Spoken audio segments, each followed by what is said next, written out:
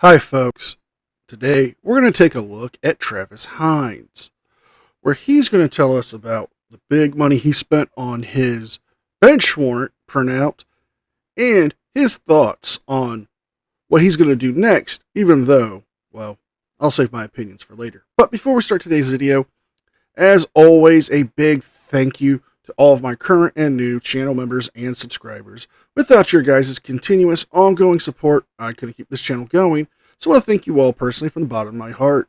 And if you're new to the channel, please subscribe to the page, leave a like and a comment because it helps me with the algorithm.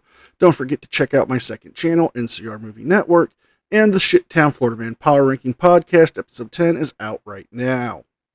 With all that being said, alright, I'm keeping this folder for bringing it to sheriff's offices, and I only have one piece of paper in here, the bench warrant. So I got this and I want to keep it protected. I paid 20 cents to have it printed off, plus another 30 cents for this folder. Wow. So you spent 50 cents to help get you back into jail, huh? I mean, Travis, you're trying to make it sound like you spent a fortune on this, but sounds like you had a busy day at the can return. I'll bring this to a sheriff's office when I get the into the NCIC. As soon as I enter the NCIC, then I can start going to the sheriff's offices, because without this being in the NCIC, it's like it means nothing to the other sheriffs. Okay. So I need to enter into the NCIC first before this is really useful. I'm trying to prepare, and I'm asking for help on ideas on how to prepare. All right, I got the bench warrant. Okay, and I wrote the phone numbers of the various agencies. The main guy is Cloyd Benjamin. He's behind all of it. And then the other supportive organizations. Oh, then, but Cloyd has to go through the governor, because I'm in Indiana now, and Shenanigans. Na na na na na. Shenanigans. Na na na na. We're calling shenanigans, folks, because Cloyd Benjamin is not the one behind the doings of Travis getting a bench warrant. It is his own self. He had plenty of time and opportunity to drive down to Louisiana to go and face the judge, but he chose not to.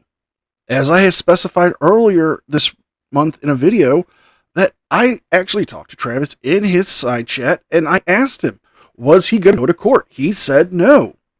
The reason he has a bench warrant is not because of the prosecutor or the judge. It was because of his own poor decisions.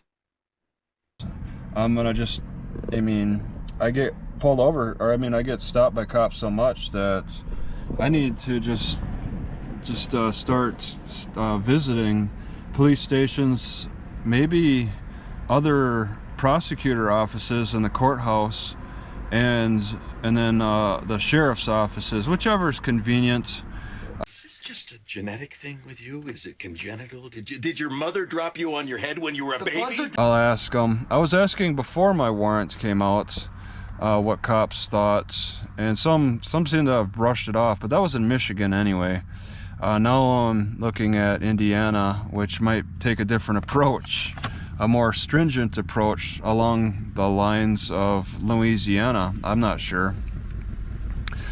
So NCIC will have me show up on their system, and then I just want to present this information. I guess even on a stop, even on a regular stop, I could present this to the cop. Yeah, that would actually be a first for most frauditors. I mean, most frauditors don't want to go to jail, but taking a look at the inside of your car and, well, your dirty clothes you're constantly wearing, perhaps that's your goal. Maybe get 3 squares and a cot. I mean, it's a bold move, but let's see if it pays out for him.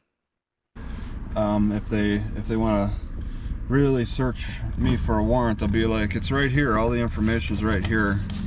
It makes it really clear. It's resisting an officer, and yeah, I missed a motion hearing. Yep. So that seems to be the course that this situation is going for me with. It's just waiting for the NCIC, and I'm gonna call again. I think I should call maybe 2 or 3 times a day to the sheriff's department. I could call any sheriff, really. NCIC's national, but I'm gonna call 8 sheriffs, probably Natchez Atrocious anyway, Natchez Atrocious, and ask, because it was submitted about well, I was told by the city marshal that it was submitted last night. So now I get an idea of how fast things are submitted into NCIC. That ChatGPT said it's all real time, like it's submitted real time, but it doesn't appear to be that way. Well, it's nice to see that ChatGPT and Travis made up after their little spat. But ChatGPT is correct. It is submitted in real time. It does not mean that all police departments nationwide would have the warrant access to them at real time. It also takes time to process it, to get it active in every database for every law enforcement agency in the country. So Travis is trying to explain this to us, but all he's telling us is that we know in real time that the warrant has been submitted.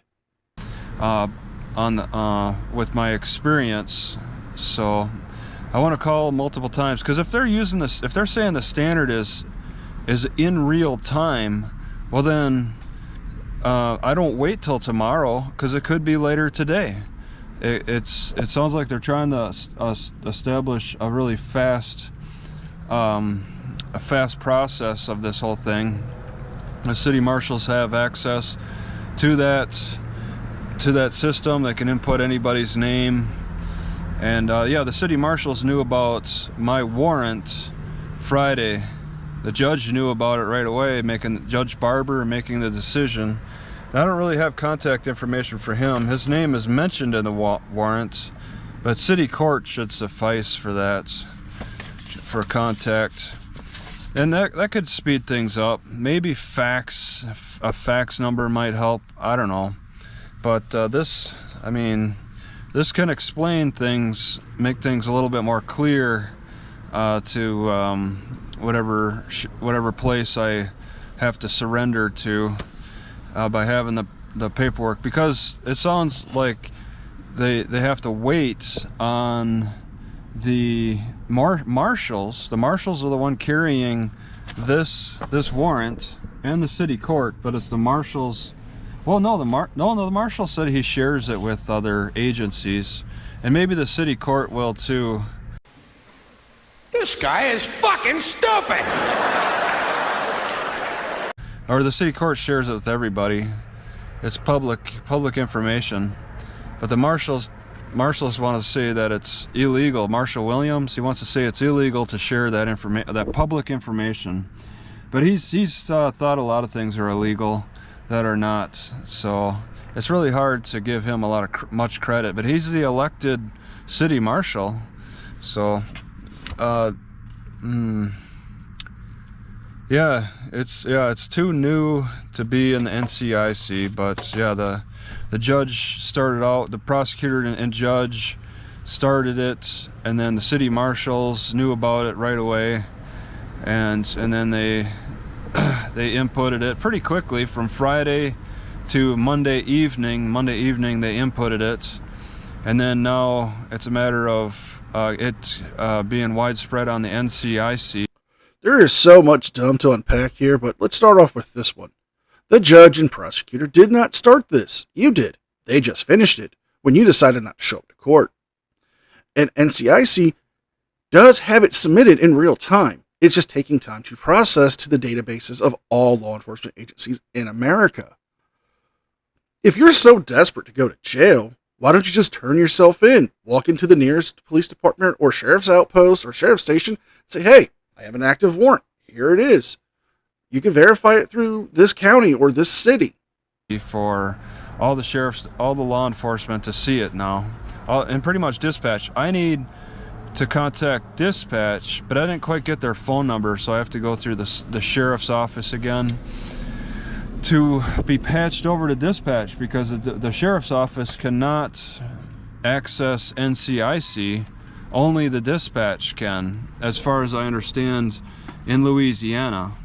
So I want to ask to be patched through to the dispatch, because I got the sheriff's number, but I didn't quite get the dispatch. So yeah, just working with what I got so far. I think it could use more information, but this is what I got so far. I don't know what it could use exactly.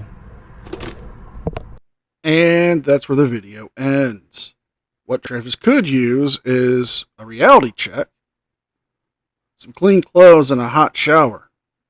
But he'll get those once he is arrested. Obviously, this is just Travis Hines trying to find a scapegoat for his own poor decisions and his own poor choices. He had an opportunity to go to court. He chose not to. Now, he's a wanted man. So if you guys like this video, please like, share, and subscribe. Leave a thumbs up and a comment because it helps me with the algorithm. Don't forget to check out my second channel and the podcast.